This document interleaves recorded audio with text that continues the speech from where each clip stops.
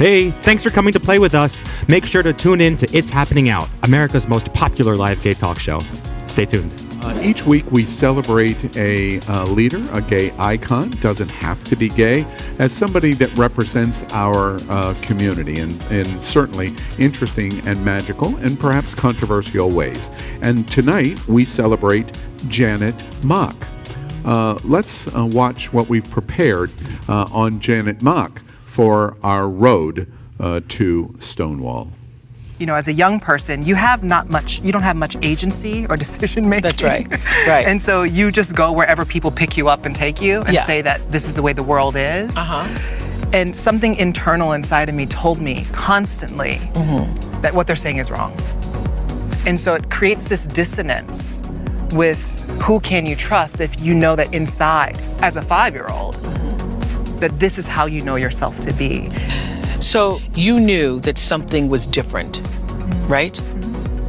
Do you think they knew too? Oh yeah. They all knew.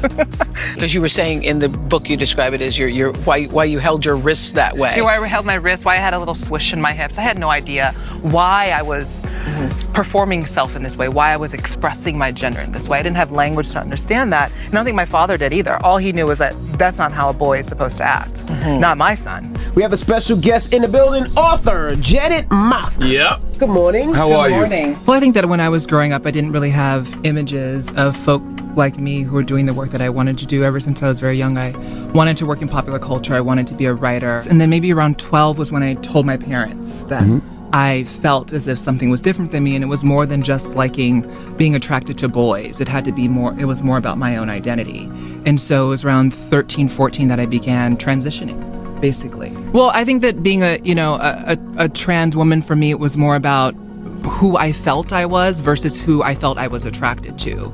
And so what happens oftentimes is there's a conflation and a mix-up between sexual orientation, meaning who you go to bed with, and gender identity, meaning who you go to bed as.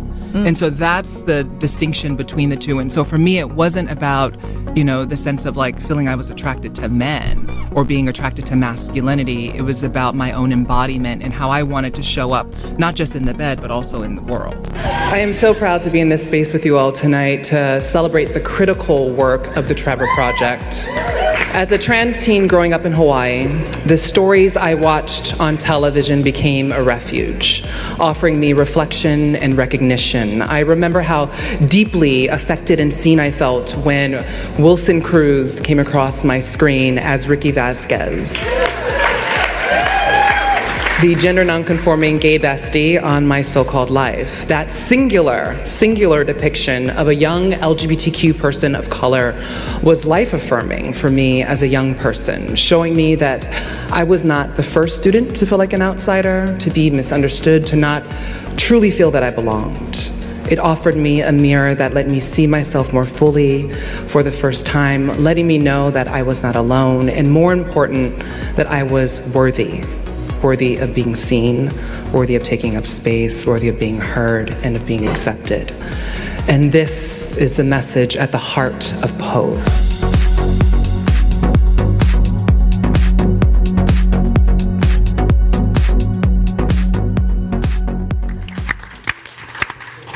Well, I have to tell you, if for no other reason, I love this segment because I love Pose. It introduced me to a whole segment of our community that I wasn't super familiar with, and I just love the show.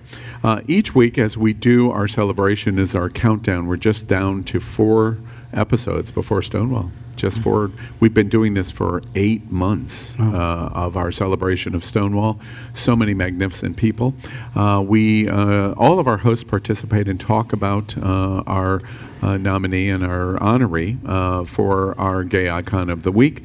And we tell you something about them and something that they say. And tonight is no different, and we'll start with Varla Jean. You have to repeat that. What? Anything you want to say about Janet Mock?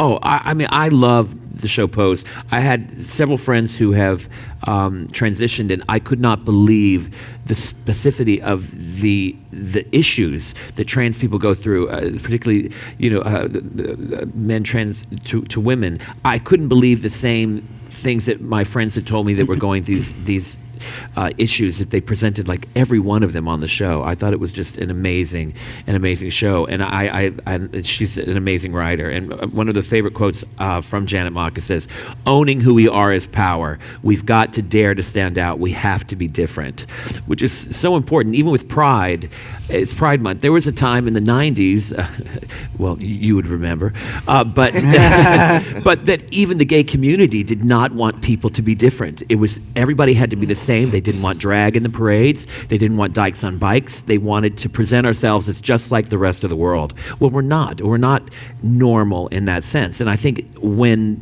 we started doing that is how we gained more power, and that's how we got accepted. Yeah. It was not if we pretended that we're like everybody else. So that is a beautiful statement. I echo your observation repeatedly. The diversity of our community is the strength of our community, which is what you just said. Napoleon. It's always nice to hear about that, by the way, especially as someone that necessarily didn't experience all of it.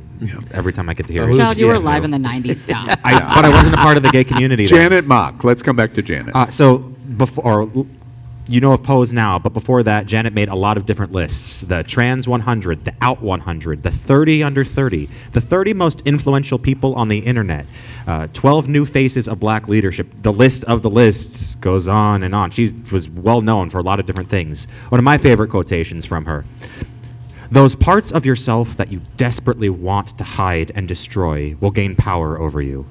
The best thing to do is face and own them, because they are forever a part of you." Oh, awesome. I love that. Aaron. So did y'all hear what she said on that video, that sexuality is who you go to bed with and gender is who you go to bed as?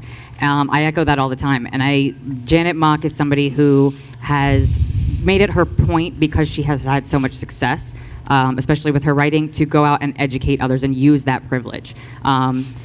Janet Mock once said, "Being exceptional isn't revolutionary. It's lonely. It separates you from your community. Who are you really without community? I have been held up consistently as a token, as the right kind of trans woman, educated, able-bodied, attractive, articulate, heteronormative. I made it, and it promotes the delusion that because I made it, that level of success is easily accessible to all young trans women. Let's be clear, it is not." That is almost powerful. profound. Yeah, Powerful. Powerful. How do I follow that? So Janet Mock was the first trans woman of color in a Hollywood writer's room. She's the first to write and direct a TV series, Pose, which is one of my favorite, and it's starting this week or next week, and shared the show with not one, not two, not three, but 5 trans women of color in the show. And one of my favorite quotes is, "A movement is much more than a march. A movement is that different space between our reality and our vision. Our liberation depends on all of us." That quote is so apropos with so many marches going on this month. Absolutely a bullet point. Napoleon? I'm over sorry, here. Hi. Right, Power? Sorry. Well, for this segment, this particular segment, I myself was conflicted and torn about this one, because I really, on the one hand, I kind of think that Janet Mock is on the road to Stonewall-ish. She's on the road to being on the road to Stonewall. I really don't, for all her accomplishments, I really don't see her as an icon yet. I think that her story is still yet to be written. But on the other hand, I feel that any gay, lesbian, bisexual, transgender, or member of our community that is pushing down barriers and doing it for us and achieving and opening doors should be commended. And I cannot take away from this lady's work and what she's done. Her quote that I really echo is, "I believe that telling one's stories, first to ourselves and then to one another and the world, is a revolutionary act."